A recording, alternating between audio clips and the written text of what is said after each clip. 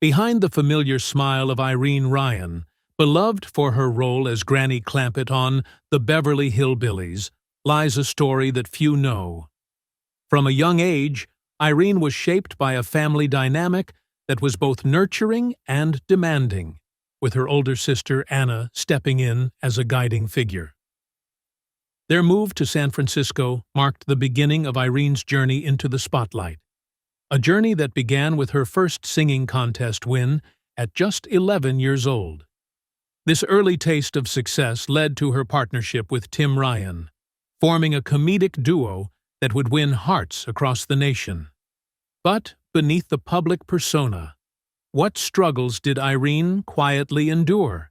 I'm making sure we don't freeze to death. It's warm here. Won't be when we get in the mountains. You figure to keep that thing burning for us. Her birth took place in her family home, with her 17-year-old sister, Anna, by her side. Anna was not just a sister, but a guiding figure, almost like a second mother, due to the significant age difference between them. Their father, a strict and disciplined Army sergeant from North Carolina, and their mother, an Irish immigrant named Catherine McSherry, moved the family to San Francisco, California, when Irene was still very young. It was in San Francisco that Irene's spark for performance began to shine. At just 11 years old, she entered and won a singing contest at the Valencia Theater. The prize was $3, a modest sum, but in 1913 it was quite significant, equivalent to about $87 today. This small victory marked the beginning of a lifelong journey in entertainment. As a teenager, Irene immersed herself in singing and acting, often performing in local plays. It was during this time that she met Tim Ryan, a budding comedian and writer. Their connection was immediate, both on stage and off, and they soon formed a comedy duo known as Tim and Irene. Their chemistry was undeniable, leading to numerous performances in vaudeville, where they captivated audiences with their witty banter and comedic timing. This partnership naturally evolved into a marriage, making her officially Irene Ryan. Together, they ventured into radio, where they gained popularity for their humorous skits. One of their earliest recorded performances was in 1936 on the Jell-O Summer program, where their playful exchanges delighted listeners. Their success on the radio led to a contract with Educational Films, where they produced 11 comedy shorts. These films showcase their vaudeville roots, featuring light-hearted humor where Irene often played the role of a scatterbrained character, perfectly complementing Tim's more grounded persona. One such short, titled Will You Stop, became a classic example of their dynamic style. But as their professional lives flourished, their personal relationship began to falter. By 1942, Irene and Tim had divorced, each choosing to continue their careers separately. Despite the end of their marriage, Irene did not let this personal setback hinder her professional growth. That same year, she joined Bob Hope's tour and became a regular on his radio program, a move that further solidified her status in the entertainment industry. Irene's next significant chapter involved working with Edgar Kennedy in a series of comedy shorts where she played his wife. These roles allowed Irene to showcase her versatility as an actress, often playing a character that balanced Edgar's hot-headed demeanor with her own brand of calming yet comedic presence. Amidst these changes, Tim Ryan approached Irene with a proposal to reunite professionally for a new film project. Despite their personal history, Irene agreed, leading to their collaboration in the movie Sarong Girl, which was well received by audiences. This successful partnership led to more films, including Melody Parade, The Sultan's Daughter, and Hot Rhythm. However, while they found success on screen, their personal relationship remained purely professional.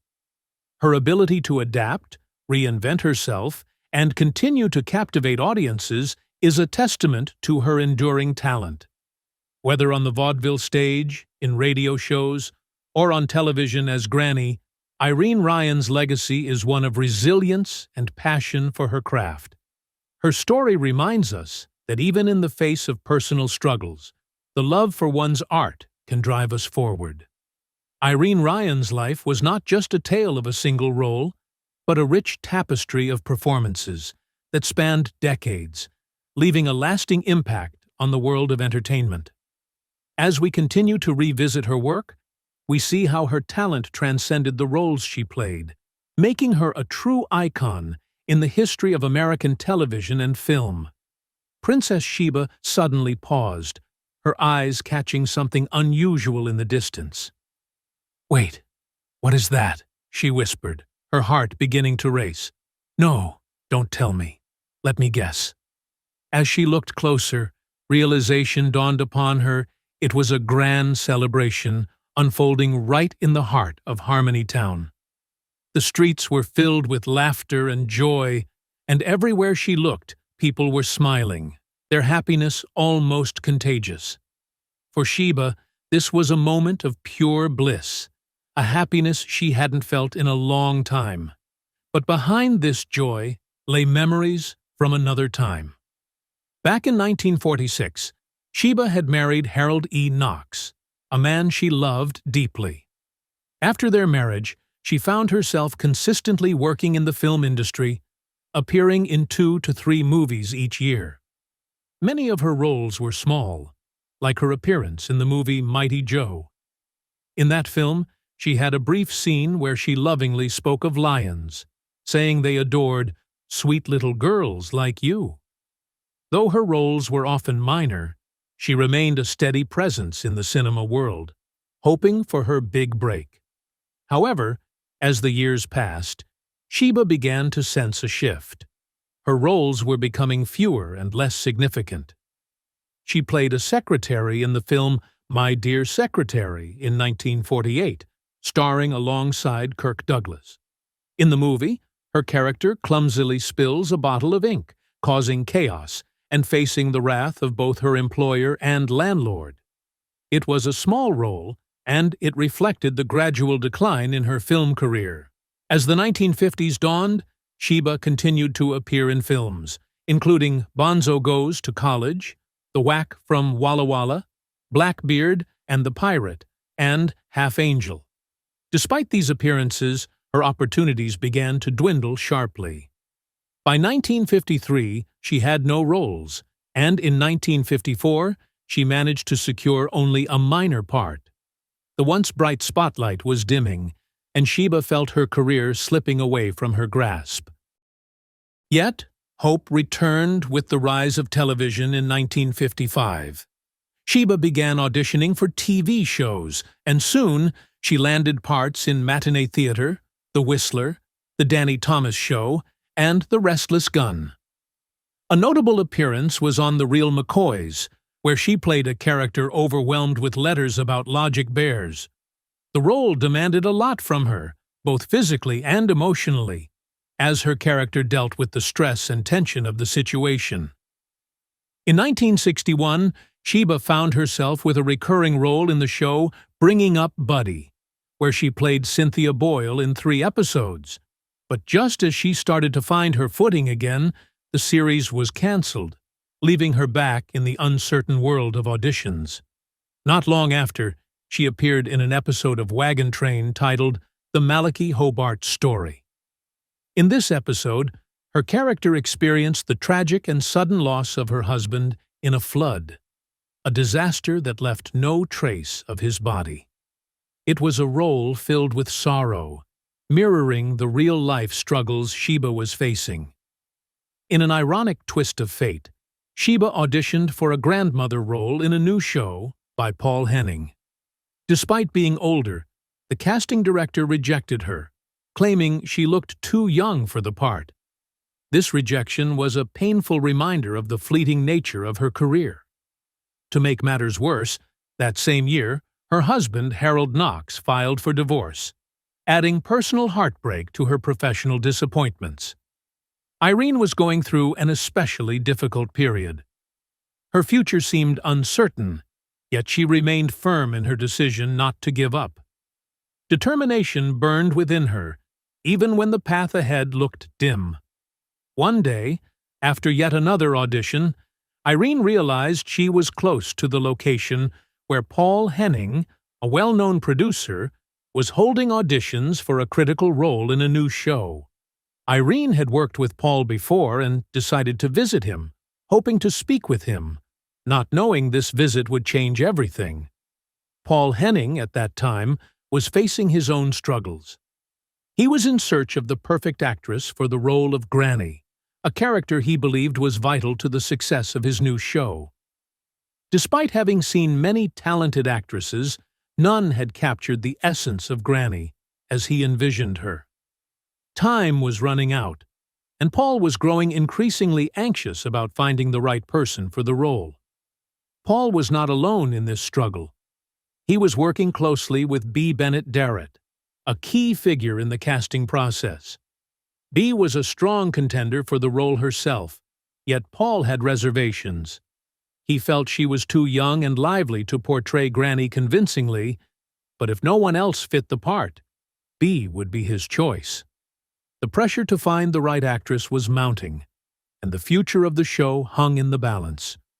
When Irene arrived, she did not intend to audition. She simply wanted to talk to Paul about her frustrations and concerns. Paul listened to her, and B was present as well. Irene shared how disappointed she was about not being given the chance to audition. Paul explained that the role required someone with a mature appearance.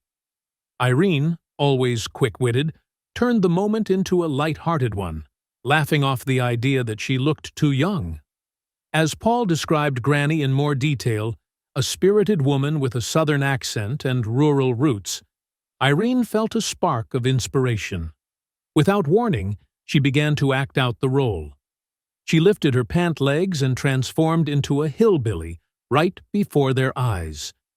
She adopted a thick accent and played the part with such energy and humor that the entire room burst into laughter. She even pretended to discipline the crew with a switch from a tree for their laughter, which only added to the charm of her performance. It was a moment that changed everything. B, who had been Paul's backup choice, was the first to admit that Irene was perfect for the role. Her spontaneous audition left no doubt in anyone's mind. This was Granny. Paul immediately offered her the chance to formally audition, and Irene's portrayal was so authentic and full of life that she was awarded the part on the spot. This was the beginning of something great. As pre-production moved forward, the team worked tirelessly to ensure every character had the right chemistry. Irene's debut as Granny during a screen test was nothing short of extraordinary. Her performance was so convincing that it set the tone for the entire show. It resonated with audiences far and wide, from Canada to Australia, capturing the hearts of millions. The show enjoyed a long and successful run, spanning 9 seasons and 274 episodes. For Irene and her co-star Buddy Ebsen, it was the pinnacle of their careers. Their portrayal of beloved, endearing characters left an indelible mark on television history. Even as the show ended, Irene's life remained full of passion and activity. She performed stand-up comedy at the Sahara Hotel and Casino in Las Vegas, bringing joy to countless audiences. Later, she took to the stage in the Broadway musical Pippin, where she showcased her singing talents. However, her life took a sudden and tragic turn when she suffered a stroke during a performance. This event led to the discovery of an inoperable brain tumor, a cruel twist of fate for a woman who had brought so much joy to others. In her final days, Irene was surrounded by the love and support of her Beverly Hillbillies family and friends. They stood by her side, offering comfort and companionship as she faced her last moments. Irene's legacy, however, would not end with her passing. She established the Irene Ryan Foundation, dedicated to supporting aspiring actors, ensuring that her commitment to the performing arts would live on. Her life was a testament to resilience, talent, and the unyielding spirit of a performer who, against all odds, found her place in the hearts of millions. In the 1960s, when television was still in its golden age, there was a show that truly defined the meaning of must-see TV. Unlike many programs that fail to live up to the hype, The Beverly Hillbillies was a series that captivated audiences with its humor and charm. The show was more than just a comedy. It was a milestone in television history. With unforgettable characters like Jed, Jethro, Ellie Mae, and Mr. Dale M. Hathaway, the show carved out a unique place in the hearts of its viewers. Yet, at the core of this beloved series was one character who stood out above all: Granny, played by the talented Irene Ryan. Irene Ryan's journey to becoming the iconic Granny on The Beverly Hillbillies was one marked by dedication and a deep love for entertainment. She was a star on stage and in films, capturing the hearts of audiences with her spirited performances. But it was her role as Granny in the early 1960s that would define her career and leave an indelible mark on television history. An era where television served as the central gathering point for families. A specific show about the Clampetts brought widespread delight. Within the walls of a cozy farmhouse, much like many others of its time, families would sit together, the glow of the TV uniting them in anticipation and laughter. As the episodes unfolded, the character of Granny not only entertained, but also offered comfort and joy, her antics and sharp wit becoming a cherished part of their weekly routine. This ritual, embedded in the fabric of family life, highlighted the simple pleasures of shared laughter and stories, fostering a sense of togetherness that resonated deeply with viewers, week after week. But what happened to Irene Ryan after her time on The Beverly Hillbillies? As the show came to an end, Irene was ready to return to the stage, where her career had first blossomed. In 1972, she was cast in a Broadway play, a new chapter in her life that promised to bring her immense fulfillment. Tragically, during one of her performances, she suffered a stroke. The stage, which had been her sanctuary for so many years, became the place where her health began to fail. She returned to her home in California, where she passed away in April 1973 at the age of 70.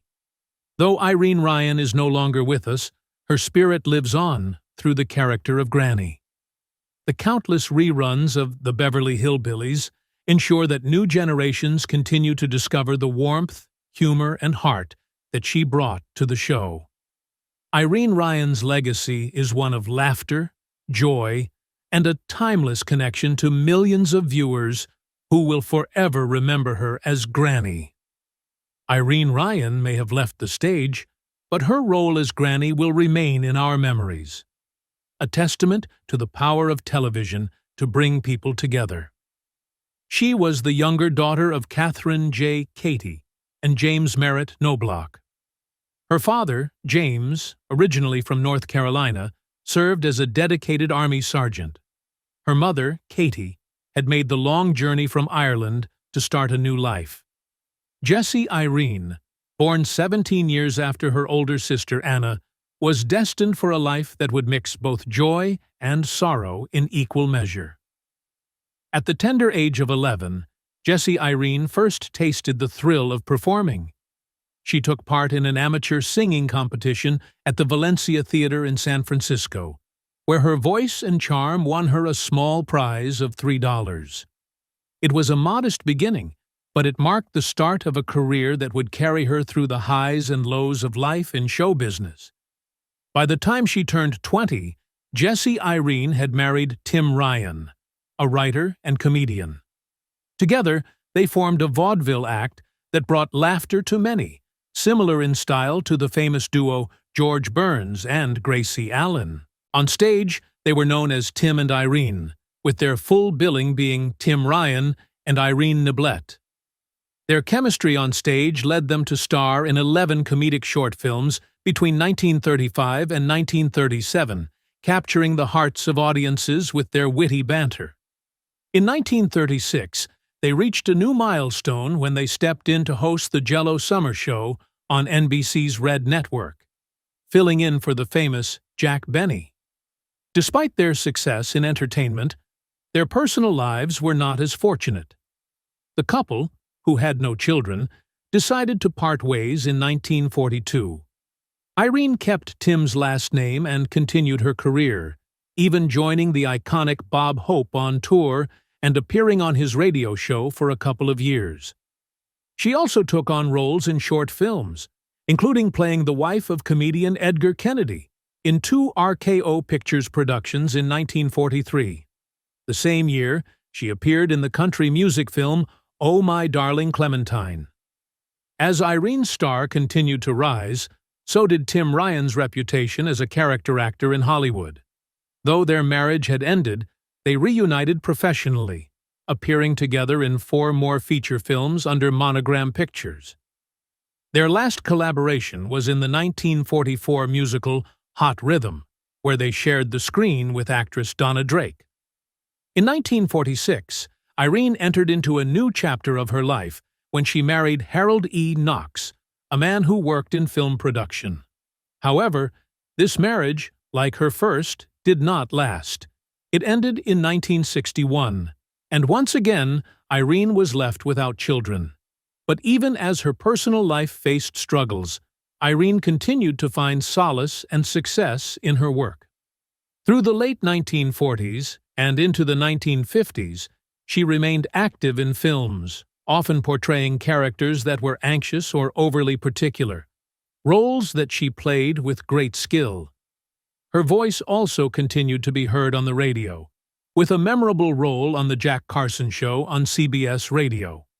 Here, she portrayed a quirky shop owner who ran a combination candy store and lending library, a character that brought a smile to many listeners.